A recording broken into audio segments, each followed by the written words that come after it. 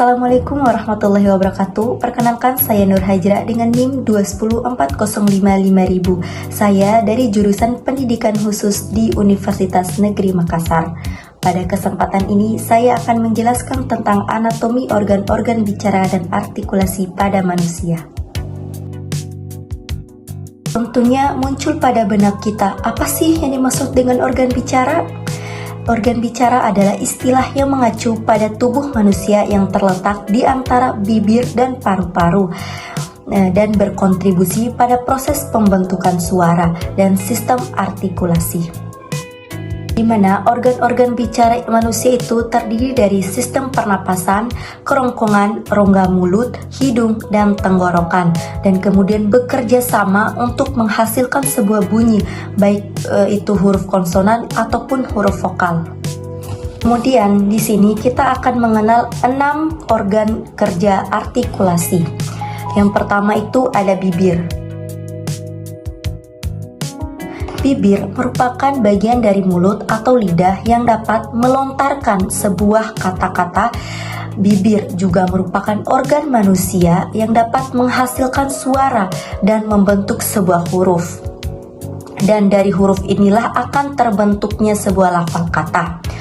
Organ bibir berfungsi menutup rongga oral selama proses makan dan minum. Bibir berperan memproduksi bunyi seperti M, B, P, sehingga bibir dapat membentuk kata makan, minum, baru, pulang, pergi, dan lain sebagainya. Yang kedua itu ada gigi. Tentu saja kita akan berpikir, memangnya gigi berpengaruh untuk menghasilkan artikulasi? Jawabannya ya. Seperti yang kita ketahui, gigi tidak hanya berfungsi untuk memotong-motong makanan, akan tetapi gigi juga berfungsi memproduksi bunyi seperti D, N, T. Ketiga huruf atau bunyi tersebut dibentuk oleh gigi. Kita ulangi seperti N, D, T. Itulah huruf yang dihasilkan oleh gigi. Seperti ketika kita membentuk kata danau, nanti, tunggu. Yang ketiga ada lidah. Lidah memiliki tingkat kefatalan yang cukup tinggi untuk mempengaruhi perubahan bunyi dan menghasilkan sebuah kata. Kelenturan lidah akan memudahkan seseorang dalam melakukan pengecapan kata dan bunyi. Begitu sebaliknya, jika kaku maka akan mengalami kesulitan. Lidah selain berfungsi memindahkan makanan, lidah juga berperan memproduksi bunyi seperti L, R, atau kata lapar. Yang keempat itu ada rahang. Rahang akan memainkan semua peran yang dilakukan oleh ketiga organ tersebut, seperti organ lidah, bibir, dan gigi. Seperti yang saya lakukan sekarang, dia akan bergerak. Lapar, lapar, daun, daun. Maka dari itu, karena rahang akan mengatur ketiga organ tersebut untuk dapat bergerak dan berguna memproduksi huruf vokal seperti A, I, U, E, O, dan untuk melafalkan beberapa kata. Yang kelima ada faring. Seperti yang kita ketahui, faring dalam Kamus Bahasa Indonesia adalah bagian tubuh yang terletak di dalam rongga mulut dan pembuluh tenggorokan atau hulu kerongkongan.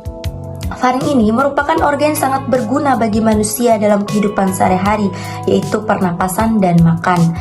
Namun, dalam konteks ini, faring akan menghasilkan bunyi dan bunyi yang atau mengucapkan huruf yang keluar dari kerongkongan, seperti dalam nada tinggi teriak, mau, tidak, mama, dan lain sebagainya.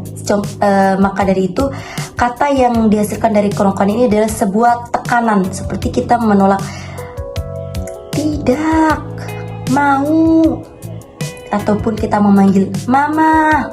Itulah contoh dari faring. Dan yang terakhir itu adalah epiglotis dan esophagus. Lalu, pasti timbul lagi pertanyaan di antara kita. Bagaimana pembentukan suara dari manusia? Menurut Raharjo, 1990, organ tubuh manusia yang berfungsi memantulkan getaran suara yang ditimbulkan oleh pita suara disebut reseptator. Sedangkan fungsi reseptator adalah membantu menguatkan getaran suara sehingga menjadi suara yang kuat. Menghasilkan suara, kita membutuhkan udara, pita suara, kekuatan, otot, dan rongga resonansi. Pita suara kita adalah bagian dari laring dan terutama digunakan untuk menghasilkan ucapan. Organ ini bergetar ketika kita mengeluarkan udara dari paru-paru dan menyebabkan penurunan tekanan. Namun untuk lebih jelasnya, mari kita sama-sama menyaksikan videonya. Manusia itu dapat memproduksi suara sebenarnya itu karena adanya organ yang namanya pita suara.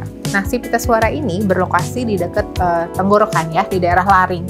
Dia seperti huruf V, jadi selaput berwarna keputihan seperti huruf V, di mana pada saat kita berbicara itu akan ada udara yang melewati pita suara dari bawah. Jadi dari saluran nafas bawah itu akan menggetarkan si pita suara tadi.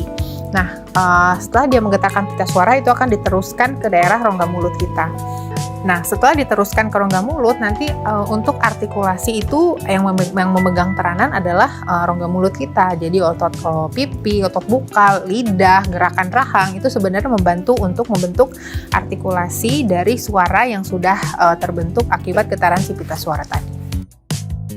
Mungkin itu saja yang dapat saya sampaikan kepada kalian semua. Semoga ilmunya bermanfaat, khususnya untuk saya sendiri. Dan see you in the next video. Bye.